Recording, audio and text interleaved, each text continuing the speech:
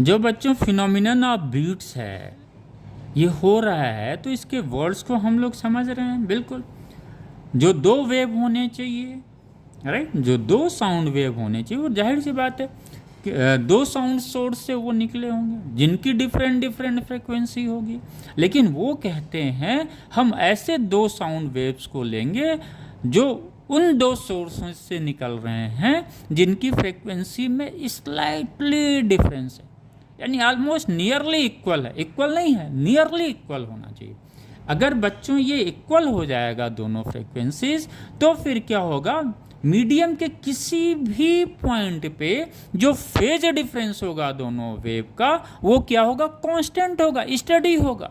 और जब phase difference study होगा तो इसका मतलब क्या हुआ, जो इंटेंसिटी ऑफ साउंड उस पॉइंट पे मिलेगी वो भी क्या होगी, कांस्टेंट होगी, यानी स्टडी होगी।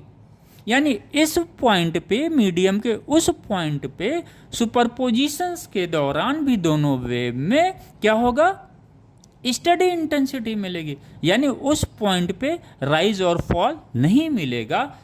तो जब राइज और फॉल मिलेगा ही नहीं उस पॉइंट पे, तो वहाँ पे बीट्स कहाँ प्रोड्यूस होगा, राइट। इसलिए नियरली जो हम कहते हैं, यानी फ्रीक्वेंसी में बड़ा स्लाइटली डिफरेंसेस होता है। ये इसलिए होता है कि किसी उस पर्टिकुलर पॉइंट पे मीडियम के क्या होगा, वो फेज डिफरेंस कांस्टेंट नहीं मिलेगा।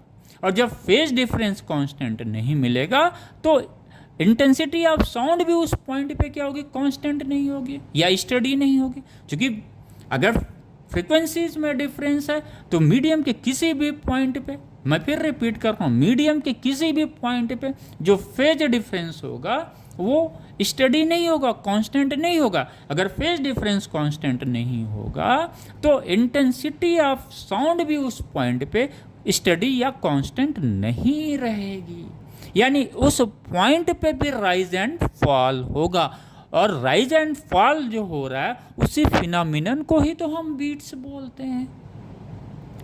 बट बच्चों, इसी तरह से डेफिनेशंस अगर आप याद करेंगे ना, तभी आपको फिजिक्स पढ़ने में मज़ा आएगा।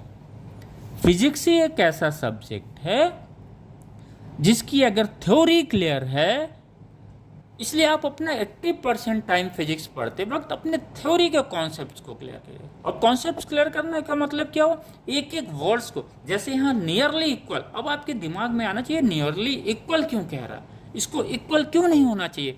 जब अगर आपको रिलेट करेंगे तो आपको पता चलेगा फेज डिफरेंस की वजह से नियरली इक्वल कहा गया, इक्वल नहीं कहा गया।